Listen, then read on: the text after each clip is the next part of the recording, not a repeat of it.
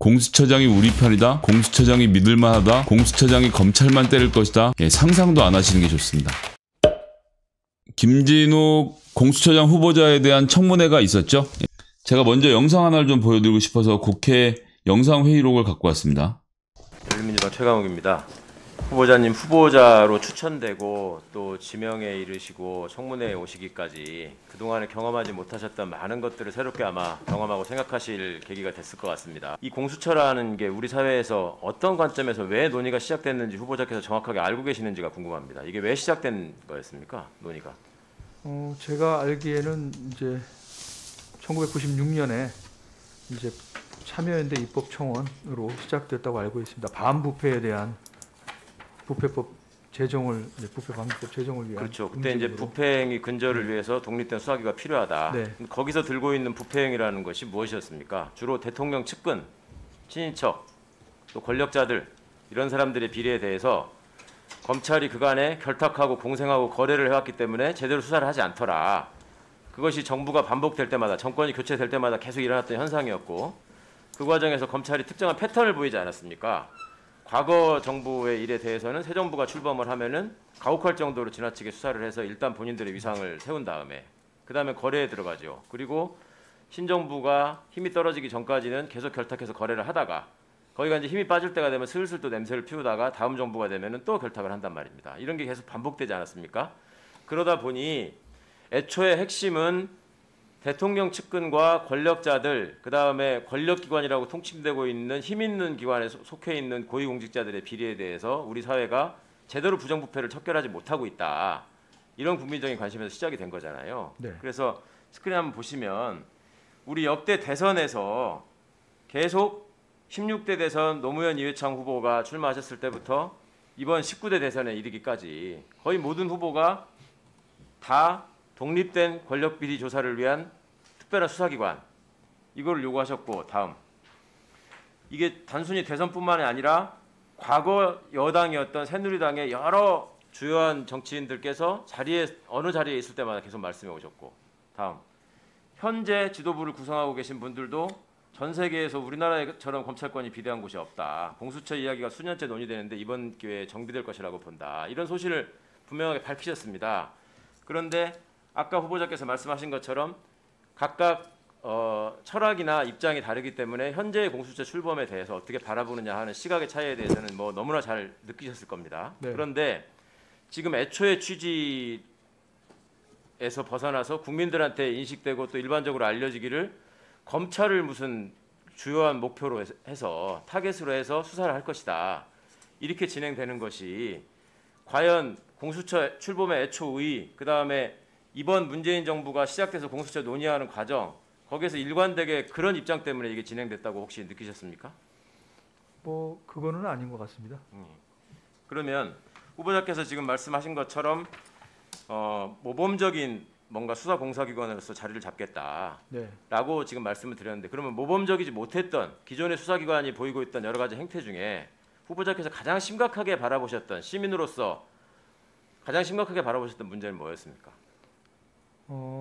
수사하시는 분들이 수사해서 이제 꼭 이제 결론을 내겠다고 기소를 하겠다고 생각을 하시고 이제 수사를 하시다 보니까 좀 수사 방법도 무리했던 것 같고요.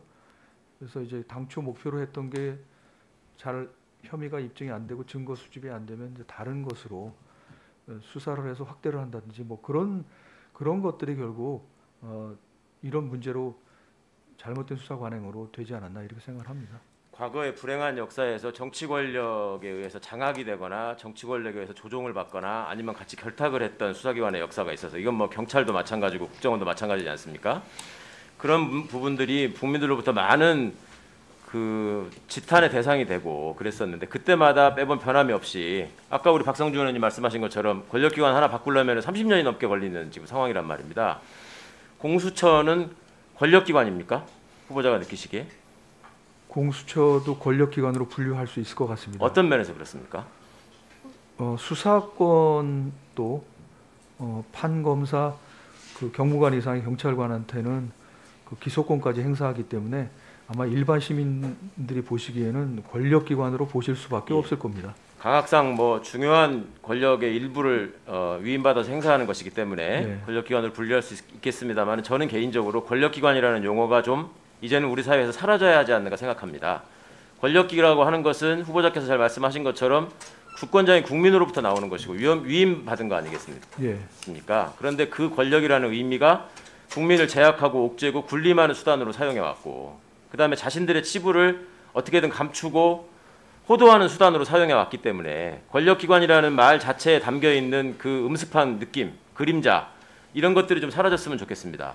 그래서 후보자께서 말씀하신 것처럼 기본권을 지키는 것이 이 그러니까 국가기관의 일차적인 임무다. 예. 그리고 애초에 법치주의가 태동돼서 마그나카르타를 통해서 시작됐던 이유가 결국 국민의 기본권을 보장해라. 제왕 마음대로 하지 말아라. 예. 국민의 어떤 재산권이나 이런 거를 박탈할 때 법에 근거해서 하지 말아라. 예. 이런 거 아니겠습니까? 네. 그렇다면 원래의 권력기관의 의미라고 하는 것은 권력을 제약하고 권력의 무분별한 행사를 제약하고 국민을 보호하라는 의미 아니겠습니까? 네. 그렇게 국민을 보호하는 기관으로서 또 헌법을 연구하신 후보자의 경험이 앞으로 더 많이 발전하고 녹여지기를 바랍니다. 무슨 뭐 브리핑 요약 이런 게 필요 없지 않습니까? 그냥 이 모든 얘기를 그냥 최강욱 대표가 하신 대로만 이해하시면 될 것 같습니다. 제가 뭐 긴 말씀을 드린다는 자체가 불경하게 느껴질 정도로 뭐 아주 정석적인 질문과 대답을 여러분들이 한번 보실 수 있었고요. 꼭 한번 함께 하셨으면 좋겠어서 말씀을 드렸습니다. 뉴스는 뭐 단연 공수처 1호 사건이 누구한테 가느냐가 이야기가 됐었죠. 그래서 정치적인 외압의 방패막이가 공수처장의 첫 번째 과제라고 강조를 했고요.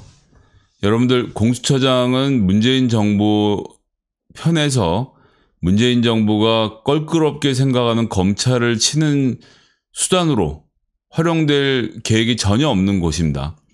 공수처의 애시당초 설립 취지는 검찰이 손대지 못하는 권력자들, 정부 관계자들, 청와대 관계자들을 두려워하지 말고 치라고 만들어진 조직입니다. 문재인 정부의 잘못된 곳, 아픈 곳들을 도려내기 위해서 설계가 된 것입니다. 그거 자체가 설계의 목적입니다. 지금 윤석열의 검찰은 본인들이 정치적 권력을 갖기 위해서 나와 상대방에 있는 권력인 문재인 정부를 괴롭힌다는 측면에서 살아있는 권력을 치는 게 아니라 나를 건드리려고 하는 권력을 치기 때문에 그것은 잘못된 일이지만 공수처가 만들어지면 그렇게 하고 있는 검찰을 치는 조직이 아니라 공수처라는 것은 검찰도 짬짬이를 해서 그냥 넘어가려고 하는 정권의 치부를 건드리는 곳이기 때문에 공수처장이 우리 편이다. 공수처장이 믿을만하다. 공수처장이 검찰만 때릴 것이다. 상상도 안 하시는 게 좋습니다. 그러려고 만들어진 조직이 아닙니다. 다만 무소불위의 권력 중에 하나인 진정한 살아있는 권력인 검찰도 치겠죠. 지금 이제 최초로 검찰 이외에 기소권과 수사권을 가진 조직이 탄생돼서 서로 간의 마찰과 충돌이 불가피하겠지만 검찰만 건드리려고 있는 곳이 아니기 때문에 그래서 공수처 이런 사건이 윤석열이라고 하는 이 프레임 자체는 우리도 마음속에는 윤석열이 1호 대상이 됐으면 좋겠다고 생각하지만 그렇게 될 경우에는 보수 진영이 내놓는 프레임에 그대로 휘말리게 되는 결과가 나올 거라고 생각합니다. 1호 사건은 모든 가능성을 열어놓고 판단하겠다라고 했고요. 정치적 고려는 하지 않고 있고 거기에 입각해서 하겠다라고 하는데 조수진 의원이 여권에서 공수처 수사 대상 1호로 윤석열 검찰총장을 꼽았다라고 하는데 이건 완전히 가짜뉴스죠. 여기에 대해서 최강욱 대표가 언론인 출신이면서 도저히 상상할 수 없는 왜곡된 전제사실이 나오는 걸 들었다고 강한 불쾌감을 표시했습니다. 윤 총장 장모 사건이 이슈가 됐을 때 직계 좀비속이나 배우자만 수사 대상이라서 장모는 수사 대상이 될 수 없다는 취지의 발언이었다라고 하는 것이죠. 자, 조수진 의원이 또 가짜뉴스를 퍼뜨렸는데요. 공수처 대상 1호 대상자가라는 말을 최강욱 의원이 했다라고 하는 건데 오래된 가짜뉴스를 또 읊은 것에 불과하고요. 이건 제 커뮤니티에 글 올려놨으니까 한번 봐주셨으면 좋겠고요. 자, 여기에서 김현정의 뉴스쇼에서 김현정 앵커가 일각에서 올여름에 공수처가 설치되면 장모권이 공수처 수사 대상이 될 수 있다고 보는데 어떻게 보세요라고 물어보니까 장모 관련 공수제기 자체에 문제가 있다는 걸 지적을 했고요. 사회자가 다시 묻습니다. 그러면 그 부분을 가지고 아마 공수처 수사 대상 1호가 될 거다. 그 말씀이신 건가요? 했더니 최강욱 대표는 아니 그거야 공수처에서 정하실 일이고 라고 답변한 게 전부고 22분간 진행된 인터뷰에서 공수처 수사 대상 1호라는 언급은 2번 전부 진행자가 김현정 앵커가 한 말인데 김현정의 CBS에서 그 말을 헤드라인으로 뽑은 거지 최강욱 대표가 한 말이 아니거든요. 공수처 1호 대상으로 윤석열이 된 것을 저도 반대합니다. 그럴 리도 없고 그건 공수처가 알아서 할 문제인데 검찰을 치기 위한 조직이 아니라는 점들을 다시 한번 상기해 주셨으면 좋겠고요. 다만 지금까지 보셨던 것처럼 무소불위의 권력을 휘두르는 검찰에 대한 공수처의 견제 분명히 있을 것입니다. 상징적인 1호 사건을 어떻게 판단하는지 우리가 지켜봐야 되겠지만 계속 말씀드리지만 공수처장은 우리가 믿을 수 있는 그런 성질의 사람이 아닙니다. 설계 자체가 검찰도 건드리지 못하는 문재인 정부의 핵심 치부를 찌르도록 설계되어 있는 조직이라는 점을 여러분들이 정확히 아셨으면 좋겠습니다. 플러스 최고 살아있는 권력기관인 검찰에 대한 무자비한 수사와 기소도 이루어질 것으로 함께 기대를 해보겠습니다. 안녕하십니까. 옳은소리가 회원제를 시작합니다. 옳은소리 채널 운영자 김성혜입니다. 욕설 없고 편견 없고 차단 없는 담백한 시사 방송을 추구하고 있습니다. 매주 월요일부터 금요일까지 아침 8시 55분 아침부터 옳은소리 방송으로 찾아뵙고 있습니다. 촬영 김성혜, 제작 김성혜, 조명 김성혜, 분장 김성혜, 자료준비 김성혜, 출연 김성혜, 편집 김성혜 모든 것을 저 혼자 하다 보니 방송에 부족함이 아직 많습니다. 회원제를 시작하면 편집자도 구하고 좀 더 다양한 옳은소리 만들도록 노력하겠습니다. 앞으로도 더 열심히 하겠습니다. 감사합니다.